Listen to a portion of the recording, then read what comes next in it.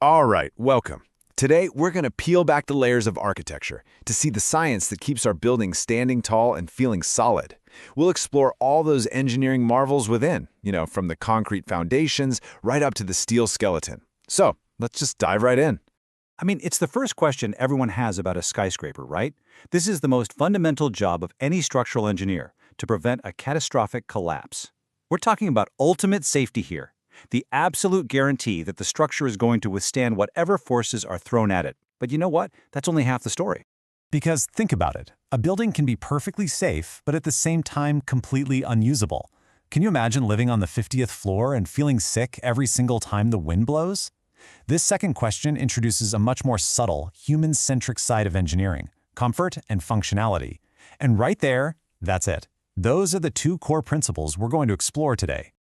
Okay, so let's start from the ground up with the world's most used building material. The strength and really the lifespan of a concrete structure, well, they don't come from magic. They come from a very, very precise recipe. And if you get it wrong, you're building in problems from day one. This slide really shows a battle between control and convenience. On the left, you've got ready-mix concrete from a plant. Everything is weighed electronically, which ensures a perfect batch every single time. This means you can use less cement for the same strength, which is of course cheaper and more sustainable. But on the right, you have on-site mixing. It's often done by eye, it's highly variable, and the temptation to just add a little extra water is huge, which leads us to our next crucial point.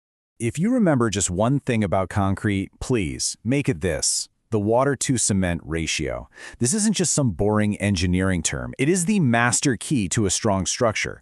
And the rule is simple: less water equals more strength. See, the chemical reaction only needs a certain amount of water to work its magic. Everything else is just extra. And this slide illustrates exactly why that's so important. Any of that extra water that doesn't react with the cement, it eventually evaporates, and it leaves behind these tiny, empty pores. Your solid concrete basically becomes more like a sponge. These pores don't just weaken the structure, they create little highways for damaging things like salts and chemicals to get inside and start corroding the steel rebar from the inside out. So, we've got our strong foundation. Now let's move up to the building's skeleton: steel. A steel member, especially one that's being pulled apart under tension, is fighting this constant internal duel. And it can fail in two very, very different ways, and an engineer has to design against both of them. On one hand, we have what's called yielding. This is when the steel stretches and just doesn't bounce back. Think of it like bending a paperclip. It holds that new shape permanently. This is a failure because, well, the building is now warped. Then, on the other hand, you have rupture, a sudden, catastrophic snap. And this usually happens at the weakest point, which is almost always where you've drilled holes for connections. So the first check engineers perform is for yielding. What they do is look at the main body of the steel, the gross section, to make sure the forces aren't high enough to cause that permanent stretch. This isn't really about preventing a collapse. It's about making sure the building stays in its intended shape and remains perfectly usable for years to come. Now the second check is way more dramatic. Here, we're looking at the net section. That's the area of steel that's left after you subtract the holes for the bolts. This is where the steel is thinnest and the stress is highest. This check ensures the member won't suddenly snap right at the connection, which, as you can imagine, is the most dangerous type of failure. This graph beautifully shows the whole life story of a piece of steel under tension. As we apply force, it stretches. See that first flat part? That's the yield point, where it deforms permanently. That's exactly what our first check prevents. But if we keep pulling, the stress climbs again until it hits its peak. Then something called necking happens. The steel starts to thin out in one spot, right before it just snaps at the rupture limit. And that's what the second check is there to prevent. You've heard it a million times, but it's true. A structure is only as strong as its weakest link, and in steel buildings, that link is almost always the connection. These are the unsung heroes of engineering, where tiny little details can make a massive, massive difference. Here's a classic example. When a heavy beam rests on top of a column, all of that force is concentrated on a tiny little area. The thin vertical part of the beam, which we call the web, could easily buckle under that pressure, kind of like stomping on an empty soda can. So what's the solution? Well, you weld in these small steel plates called stiffeners. They act like tiny internal columns, spreading that load out and keeping the web from crippling. It's a simple, elegant solution to a major potential problem. Okay, here's a question for you, and it might seem a little obvious. When you're bolting a massive structure together, surely tighter is always better, right? You want that connection to be absolutely rock solid. Well, surprisingly, the answer is no. For a lot of common situations, engineering codes actually say that a standard tightening with just a normal wrench is perfectly sufficient.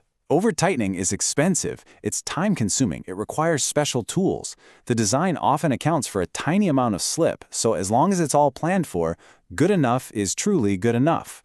And here's another little detail about bolted connections you might find interesting. If you have a long row of bolts, you might assume they all share the load equally. But in reality, because of the elastic nature of steel, the bolts at the very ends of the connection often take a much bigger hit than the ones in the middle. So engineers have to account for this uneven distribution to make sure no single bolt ever gets overloaded. And this brings us right back to our two original questions, doesn't it? We've talked a lot about preventing collapse and snapping steel, but what about that other side of engineering, the human experience? Let's put these two concepts right next to each other.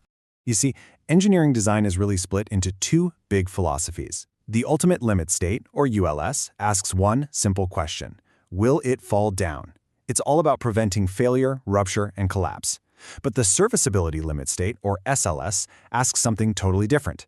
Is it pleasant to use? This covers issues like excessive floor vibration, a beam that sags too much, or cracks that might alarm people, even if they aren't structurally dangerous. A truly great design satisfies both.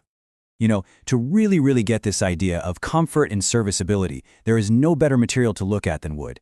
It's light, it's flexible, and we can actually feel how it performs. So let's just take this simple case of a wooden floor. Designing it isn't just about making sure it can hold the weight of your furniture and all your friends. It's about how it feels when you walk across it. For a timber floor, the design is almost always governed by serviceability, not by raw strength.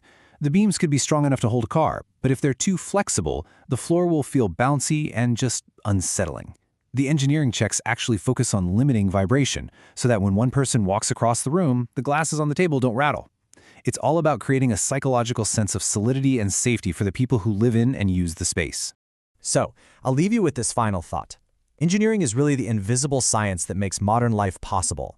It's in the concrete recipe that ensures durability for decades, it's in the steel checks that prevent both bending and breaking, and it's in the vibration calculations that make a space feel solid.